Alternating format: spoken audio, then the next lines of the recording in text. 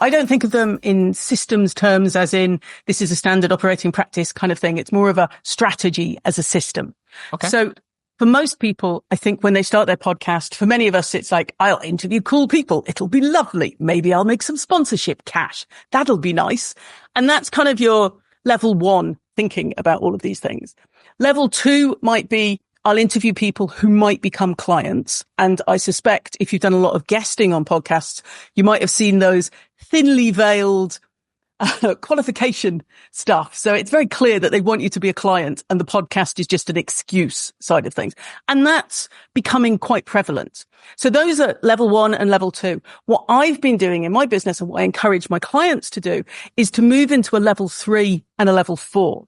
So we can interview people, but we can also build kind of an educational backbone for our whole business, like an ecosystem.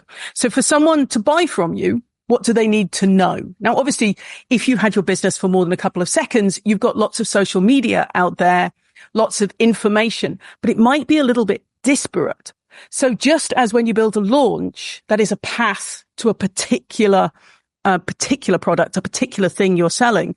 I'm talking about taking that and building it to everything you're selling. So taking curriculum from your course, taking small parts of it and doing special episodes about it, interviewing people so that it's clear that you're moving people from who is this person to, oh, they seem to know a lot of things to maybe I should give them some money to do that for my business.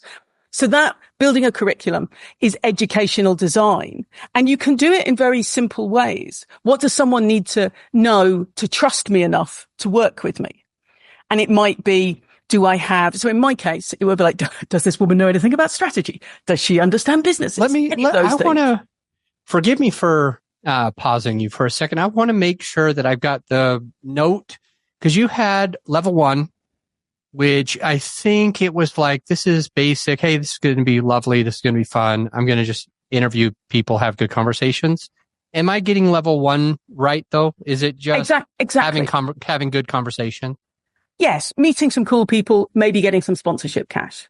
Okay. And maybe getting sponsors. Okay. And then level two is you strategize. Hey, I'm going to have this podcast because I'm going to interview the people that I can work with. I'm going to highlight them. And you also mentioned that it is, quote, very clear and that like you're basically wanting to work with them, and that this strategy level two type is becoming prevalent. Yes. And I would like to at least define a level 3 and 4, just have them out so that as you're talking, I can be thinking about the different levels. What is level 3 specifically? So level 3 would be building an information ecosystem. So This is the educational design. What do people need to know to work with me? Okay. Well, give me a second. Ecosystem. And then in quotes, what do they need to know before they hire me? Yes. Okay. Why would they not? What's a level 4? So level 4, this is the best bit. So this is thinking about how you will use that information in the right way. So say we did a sales call, you were thinking of working with me. Afterwards, I could take some episodes from my podcast or my YouTube channel or whatever it is that I'm building, and I can then send it to you. So let me give you an example. I have some clients who are artists, and they have podcasts about running a business, being an artist, all of that stuff. They could send, after a client has spoken to them, they could send episodes on how to be a collector, not a buyer, how to look after the artwork, how to choose your next piece, how to look after it long term, all of those things. Now, if you've already made the content, it's very easy to stick a playlist together and send it over. So It's building on what you've already done. So years back, I had a different podcast that I sold like 5 years ago. Mm-hmm. When I had that show, I would go to different conferences in my genre. It was real estate. And I had just a small handful, maybe 3 or 4 episodes that I remembered the episode numbers.